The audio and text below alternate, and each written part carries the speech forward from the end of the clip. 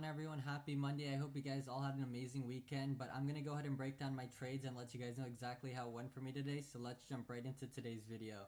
And as you guys can tell from the thumbnail, right, today was the first time I was using $30,000 to trade. If you guys are wondering, I initially used $10,000 to trade, but I've been feeling like I've been consistent and comfortable lately, so I wanted to go ahead and make that jump and scale up.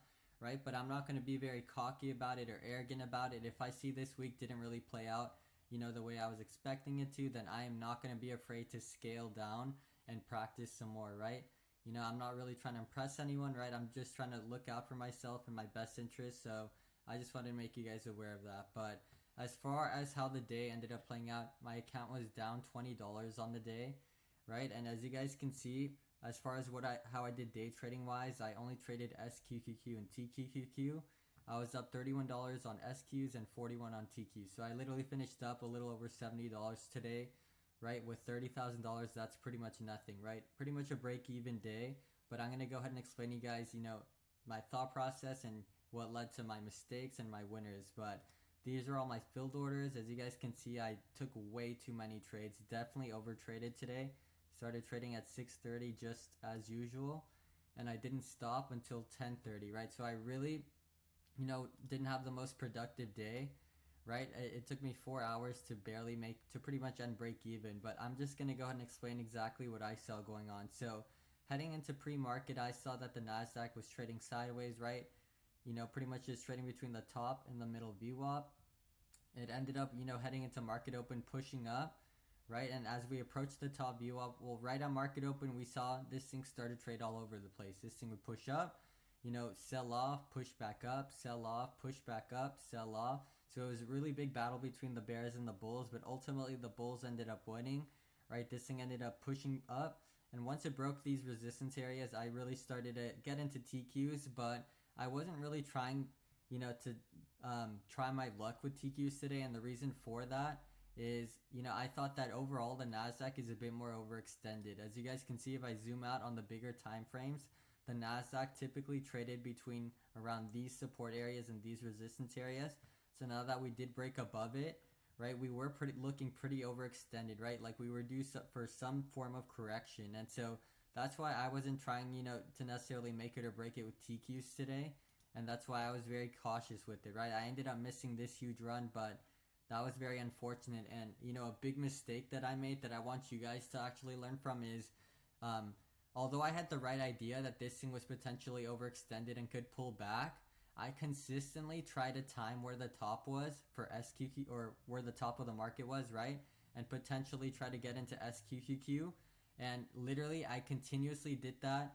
I would see this thing fall, I'd get into SQQQ only for this thing to make a new high. I'd have to cut losses, right? It'd start to fall, I'd get into SQQQ only for this thing to continue to rally. And so I burned myself quite a few times to the point where I was down about $300 on the day on SQs, right? So I was down 1% on SQs and I was up about $40 on TQs. So at one point on the day, I was down about, $250, $260. So definitely not a good, way to continue trading.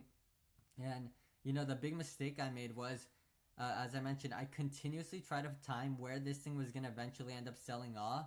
And what I didn't realize is I should have taken a step back, realized that direction was still trending up, right? This thing did not even break below the EMA. And I was getting in, fully sized into SQs thinking this thing was going to continue to sell off. And so that's a big, big mistake I made there, right? Why am I sizing up so heavy into something that's literally not even breaking below the EMA yet, right? And so as this thing continuously climbed, it eventually ended up peaking out and starting to finally break below the EMA and sell off, right? And so on this push here and on this push here is where I was able to recover everything I lost on SQs and end up, an additional $30. So definitely disappointed with myself today. I could have been riding all of this, as profit rather than just working my way out of a hole. And, you guys may be wondering what exactly makes this a good time to want to buy in. Well, I should have noticed that this thing was pushing up and it could have potentially pulled on back, right? So what I should have waited for was this thing to finally break below the EMA, right? Or this blue line here. Once it finally broke below it and tried to push up a few times, you guys can see anytime it broke back above the EMA, it would struggle. It would push up, struggle, push up, struggle, right? And so once you see this thing start to finally break below the EMA and sell off and break below the support, that's a pretty good indication that this thing could potentially start to sell off actually though, right? Like not try to find a bounce here or none of that stuff. This thing could continuously start to sell off. And so that's what I ended up, riding on the way down. And so that's how I was able to recover from that loss. But I hope you guys are able to take away from this, right? You never want to be the one trying to predict where this thing's going to end up reversing, right? I constantly find myself doing this, and it's a habit I really need to break out of because, my profits could be even more than what they are now if I just learn to be more patient and wait for the true setup to form, right? Rather than trying to predict exactly where it's going to happen, right? And so, that is ultimately how my trading went for the day. As you guys can see, this thing continuously sold off the remainder of the day, and I wasn't able to capitalize on it. But, I was just happy that I worked my way out of the red, and, I wasn't going to try to test my luck. But in terms of, what else I wanted to talk about, I did end up buying more to my long positions, as you guys can see. So right around 6:35, you guys can see I bought more Tesla, Spotify, Snap, Meta, Roblox, PayPal. And so why am I adding to my long-term positions here? Well, let me just go ahead and explain exactly why I decided to do that. So on the bigger time frame, right, bigger picture-wise, as you can see, the market has always experienced these pullbacks, right, followed by a nice, bullish run. And so we did have a huge bullish run. We eventually peaked out, and then all of COVID 2021, all of this stuff, right, the market started to sell off, and even during 2022, right? And so now we ended up selling off back to this green SMA line, right? And we did finally break above it. We pulled on back, and now we are potentially testing the EMA as a support, right? And so bigger picture wise, although the market, right, the NASDAQ itself is overextended, right? As I was mentioning, there's no doubt about it. This thing has gapped up, right, a decent amount within the past few days, right? It's gapped up nicely. It is more overextended, but bigger picture, as I mentioned, right, we are still at more of a support level for the NASDAQ. So, that's why I decided to add here. I'm hoping that this thing continues to start to use it as a support and push up, right? But, that obviously doesn't have to happen. And I'm not using this as an invitation for you guys to buy more shares long term, right? I am fully prepared for this thing to go south, right? If this thing starts to pull on back, get rejected, and break below this support, I'm going to sell out of the shares I just bought in, right? It's as simple as that. I have a game plan, and once this thing breaks support, I'm going to sell out of the shares I just bought and potentially look to rebuy them for a cheaper price, right? But that doesn't mean that this thing has to bounce here, right? Or that this thing can pull on back and then bounce, right? I don't want to have you guys thinking or think that way, right? You guys always want to be thinking worst case scenario, what would happen?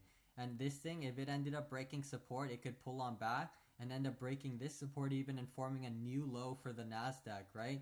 I am fully prepared for that, but, at the same time, I don't want to be the one to try to predict where this thing's going to eventually pop. So that's why I decided to get in, to more of my long-term positions today, right? But I just want to explain that for you guys so you guys have an idea of why I decided to do that. But as I mentioned, right, and I'm stressing, right, I am fully prepared for this to pull on back, and I will cut losses. But if this thing continues to climb, then so be it, and it'll be better for me, right? But that's everything I wanted to talk about in today's video. I wanted to thank you guys so much for your time. If you guys have any questions at all, go ahead and drop a comment, and I will be more than happy to answer that. But otherwise, if you guys found this informative, we really do appreciate you dropping a like and subscribing. It really helps us out a lot. But I will be posting a recap tomorrow, and I will be making sure to keep you guys informed of how that goes. So I hope to see you guys in tomorrow's video. Take care and have a good rest of your day.